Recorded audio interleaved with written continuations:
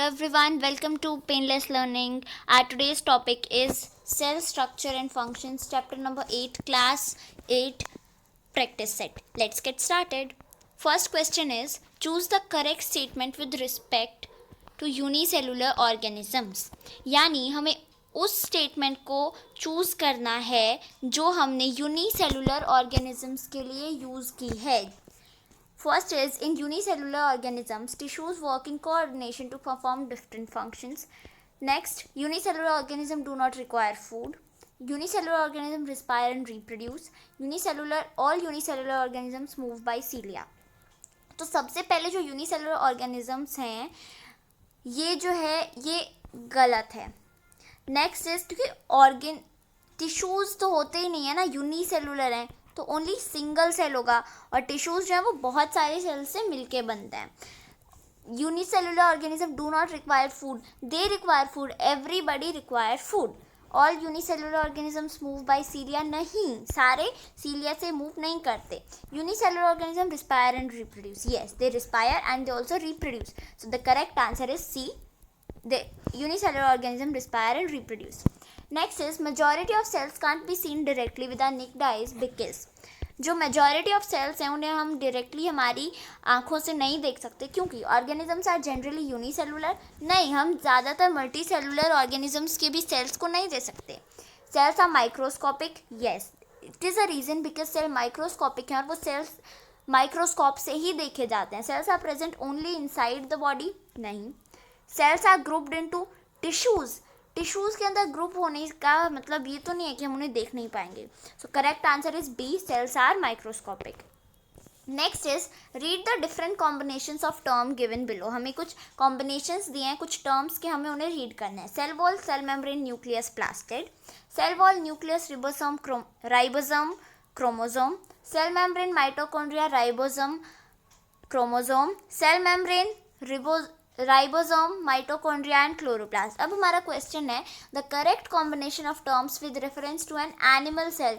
यानी हमें animal cell का बताना है कि कौन मतलब इनमें से कौन सा ऑप्शन है जिसके अंदर ये सारी टर्म्स एक एनिमल सेल में आती हैं. तो यहाँ पे तो सेल वॉल आ गया, वो नहीं होती है एनिमल सेल में. यहाँ पे भी सेल वॉल, वो भी नहीं होती है एनिमल सेल में.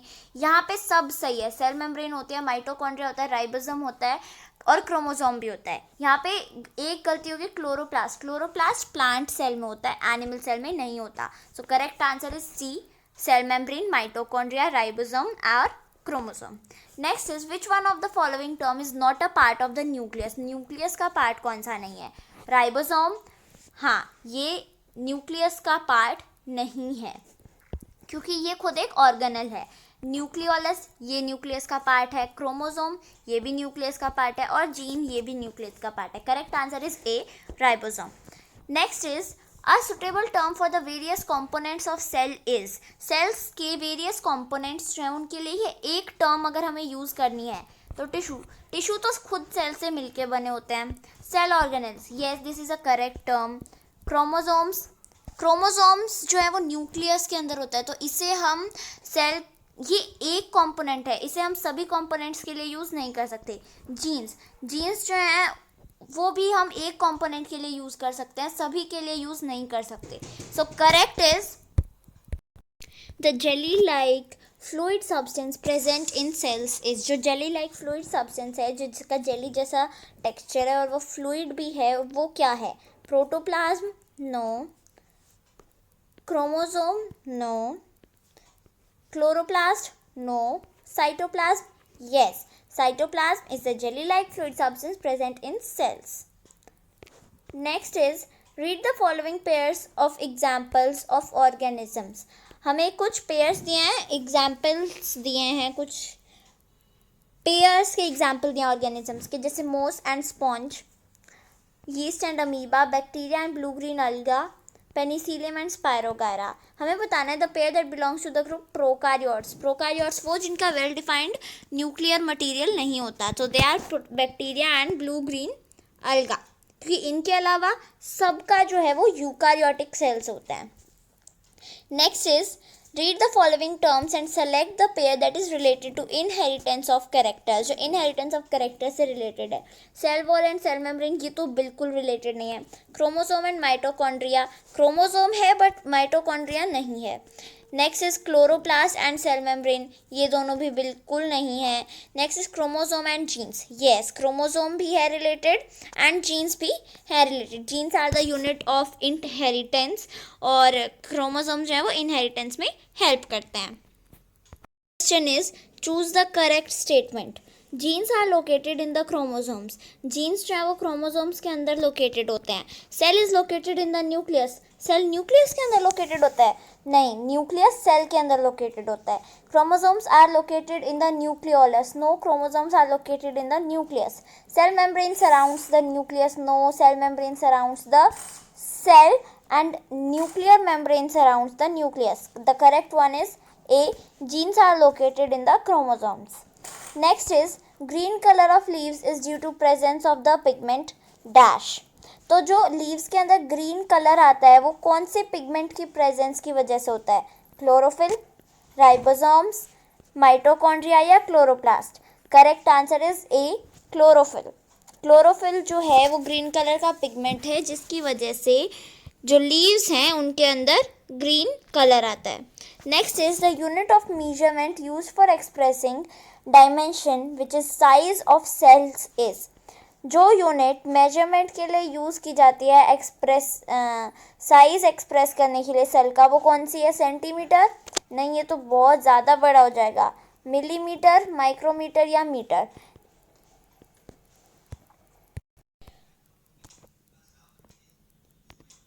Answer is B, C, micrometre. Micrometre जो है उसके अंदर हम सेल की यूनिट को, सेल के साइज को जो है मेजर करते हैं, जिसे हम इस तरह से भी लिखते हैं। जो 1 मिलीमीटर है उसके अंदर 1000 माइक्रोमीटर होते हैं और 1 सेंटीमीटर के अंदर 10,000 माइक्रोमीटर होते हैं। तो देख लो, 1 सेंटीमीटर जो बिल्कुल छोटा सा होता है उसके भी हमें 10,000 पार्ट करना है, तो माइक्रोमीटर कितना छोटा होता है। Next is the most important function of cell membrane is that it. Most important function क्या है सेल मेम्ब्रेन का? Controls the entry and exit of materials from cell, control only the entry of materials into cell, control only the exit of material from cell, control entry and exit of material without any control. अब without any control करेगी तो ऐसे तो कोई भी particle, कोई भी substance cell के अंदर आ जाएगा, तो ये तो बिल्कुल रॉन्ग है। ओनली एग्जिट भी नहीं कंट्रोल करती और ओनली एंट्री भी नहीं कंट्रोल करती, वो दोनों कंट्रोल करती है, एंट्री और exit. So answer is A, controls the entry and exit of materials from cells. 13 is Paheli accidentally placed her hand over a flame and immediately pulled it back. She felt the sensation of heat and reacted due to the action of. तो पहेली ने गलती से accidentally उसका जो हाथ है उसको फ्लेम के ऊपर रख दिया और इमीडिएटली उसे वापस ले लिया। उसको जो है हीट की सेंसेशन फील हुई और उसने रिएक्ट किया, किसकी वजह से? उसने ऐसा रिएक्शन क्यों दिया? उसने हाथ वापस क्यों ले लिया? ब्लड सेल्स की वजह से, स्किन सरफेस की वजह से, नर्व सेल्स की वजह से या न्यूक्लियस ऑफ सेल की वजह से? आंसर अब हम इसका देखेंगे। तो answer is C, nerve cells. Nerve cells जो हैं वो आपको ऑर्डर देते हैं, वो आपके ब्रेन तक पहुंचाते हैं, ब्रेन से लेते हैं और आपको ऑर्डर देते हैं कि वो करे। तो answer is C, nerve cells. Next is of the following parts of a cell listed below, name the part that is common to plant cell, animal cell and a bacterial cell. तो हमें कुछ parts दिए गए हुए हैं cell के। अब हमें ये बताना है कि इनमें से ऐसा कौन सा पार्ट है जो प्लांट सेल, एनिमल सेल और बैक्टीरियल सेल तीनों में आता है। क्लोरोप्लास्ट? नहीं, क्लोरोप्लास्ट तो सिर्फ प्लांट सेल में आता है, एनिमल सेल और बैक्टीरियल सेल में नहीं आता। Cell wall? सेल वॉल भी सिर्फ प्लांट सेल में आती है। Cell membrane? हाँ, ये तीनों के अंदर आती है, we can say. Nucleus? Nucleus जो है प्लांट सेल और एनिमल सेल के अंदर वेल डिफाइंड होता है, लेकिन बैक्टीरियल सेल के अंदर वो वेल डिफाइंड नहीं होता, तो हम एक तरह से उसे न्यूक्लियस नहीं कह सकते हैं। Answer is C, cell membrane. Next is the thread like structures present in the nucleus are. जो थ्रेड लाइक स्ट्रक्चर्स न्यूक्लियस के अंदर प्रेजेंट होते हैं वो क्या होते हैं? Nucleolus, no, nucleolus is not thread-like structure. Chromosomes, yes, chromosomes are thread-like structures जो हमें inheritance में भी help करते हैं. Genes जो है वो chromosomes के अंदर present होते हैं और वो unit होती है inheritance की. Ribosomes नहीं, ये तो nucleus के अंदर present ही नहीं होते. So answer is B, chromosomes. Next is identify the statement which is true for cells. हमें वो स्टेटमेंट बतानी है जो सेल्स के बारे में ट्रू है, मतलब जो लिखा गया है वो सेल्स के लिए सही है. Cells can be seen easily with naked eyes. No, we can't see them with naked eyes because they are microscopic. Insects egg is not a cell. No, insect's egg is also a cell. A single cell can perform all the functions in a unicellular organism. Yes, ये correct है कि एक single cell, क्योंकि unicellular organisms जो होते हैं उनके पास single cell होता है, तो वो जो सिंगल सेल है वो सारे फंक्शंस परफॉर्म करता है. Yes, the size and shape of cells is uniform in multi cellular organism. Uniform मतलब एक जैसी है, हम यूनिफॉर्म पहन के जाते हैं वो एक जैसी होती है सबकी. तो साइज और शेप जो है वो यूनिफॉर्म एक जैसे होते हैं मल्टी सेलुलर ऑर्गेनिजम्स के सेल्स के, नहीं, वो अलग अलग होते हैं. So answer is C, a single cell can perform all the functions in a unicellular organism. Next is which of the following is not a cell.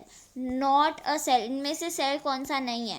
Red blood corpuscle which is also known as red blood cells, RBCs, ये cells हैं. Bacterium, ये भी एक cell है. स्पर्माटोजोआ, जिसे हम sperm भी बोलते हैं, ये भी एक सेल है.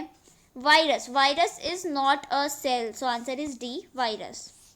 Next is which of the following feature will help you in distinguishing a plant cell from an animal cell. इनमें से कौन सा फीचर ऐसा है जो आपको हेल्प करेगा डिस्टिंग्विश करने में, डिफ्रेंशिएट करने में प्लांट सेल और एक एनिमल सेल के बीच में. Cell wall, yes it will help you, क्योंकि प्लांट सेल जो है उसमें सेल वॉल होती है, एनिमल सेल में सेल वॉल नहीं होती है. सेल मेम्ब्रेन ये नहीं करेगा, ये प्लांट सेल और एनिमल सेल दोनों में होता है. माइटोकॉन्ड्रिया और न्यूक्लियस, ये भी इन दोनों के पास होता है. So answer is A, cell wall. Next is under a microscope Paheli observes a cell that has a cell wall but no distinct nucleus. The cell that she observes is. अब हमें बताना है कि पहेली ने ऑब्जर्व किया माइक्रोस्कोप के अंदर एक ऐसा सेल जिसके अंदर सेल वॉल तो है लेकिन अलग से न्यूक्लियस नहीं है, मतलब वेल डिफाइंड न्यूक्लियस नहीं है. तो प्लांट सेल के अंदर वेल डिफाइंड न्यूक्लियस होता है. एनिमल सेल के अंदर वेल डिफाइंड होता है और सेल वॉल नहीं होती उसके अंदर, तो ये एनिमल सेल के ऊपर तो बिल्कुल ही नहीं सूट करेगा. और नर्व सेल भी एनिमल सेल में ही आता है, वो भी नहीं होता. बैक्टीरियल सेल का डिस्टिंक्ट न्यूक्लियस नहीं होता, राइट, वो प्रोकारियोट्स होते हैं और उसकी सेल वॉल भी मिल सकती है आपको. So answer is D, a bacterial cell. Cheek cells do not have. Cheek cells जो हमारी चीक के सेल्स होते हैं उनमें क्या नहीं होता. सेल मेम्ब्रेन होती है. न्यूक्लियस भी होता है. गोल्गी अपैरेटस भी होता है. प्लास्टिड्स जो है वो एनिमल सेल जो होते हैं, एनिमल सेल्स के अंदर प्लास्टिक जो है वो हमें नहीं मिलते. So answer is D, plastids. Next is identify the correct statement. Correct बतानी है. Tissue is a group of dissimilar cell. नहीं, डिसिमिलर नहीं, वो सिमिलर सेल्स का ग्रुप होता है. An organ consist of a similar cells. Vacuoles are not found in plant cells. Prokaryotes do not have nucleus. Correct statement is D, that prokaryotes do not have nucleus. Next is which of the following statements are true for eukaryotic cells. जिनका well defined nucleus होता है, they are known as eukaryotic cells. They do not have a nuclear membrane. उनकी nuclear membrane होती है तभी तो well defined nucleus होता है. They have a well organized nucleus. Yes, this is correct. They have a nuclear membrane. Yes, this is also correct. Blue green algae are eukaryotic cells. No, blue green algae are prokaryotic cells. अब जब हम आगे देखेंगे तो हमें इनमें options दिए हैं कि कौन कौन से जो है वो सही हैं. तो हमने क्या देखा, कौन कौन से सही हैं. They are second and third, ये दोनों सही हैं कि उनका वेल ऑर्गेनाइज न्यूक्लियस होता है और उनकी न्यूक्लियर मेम्ब्रेन भी होती है. So answer is B, second and third. Next is identify the correct statement about cells. Cells के बारे में करेक्ट स्टेटमेंट बताने. All the cells have nucleus. Cells of an organ have similar structure. Cells of a tissue have similar structure. Shape of all type of cells is round. तो ये तो बिल्कुल गलत है, सबकी अलग अलग होती है. अब नर्व सेल्स की नहीं होती है राउंड. सभी सेल्स के पास न्यूक्लियस भी नहीं होता, हमने अभी देखा प्रोकैरियोटिक सेल्स के पास नहीं होता है, वेल डिफाइंड नहीं होता है ना, राइट, वो न्यूक्लियर मेम्ब्रेन के बिना ऐसे ही होता है उसके अंदर। Cells of an organ have similar structure, अब हमें ऑर्गन दे दिया, ऑर्गन जो है वो टिश्यूज से बना होता है और टिश्यूज जो है वो इन टर्न सेल्स से बना होता है। तो अब ऐसा भी तो हो सकता है ना टिश्यूज अलग अलग हों, सो इसमें हम नहीं कह सकते कि उनका सिमिलर स्ट्रक्चर होता है, but cells of a tissue have similar structure, tissue जो है वो बिल्कुल सेम सेल से बनाता है, answer is C. So with this we completed this chapter, cell structure and functions. I hope you liked the video and also understood the chapter well. Do like and share and also subscribe to the channel. अगर आपको कोई भी problem है so comment in the comment box. Stay home, stay safe. Thank you.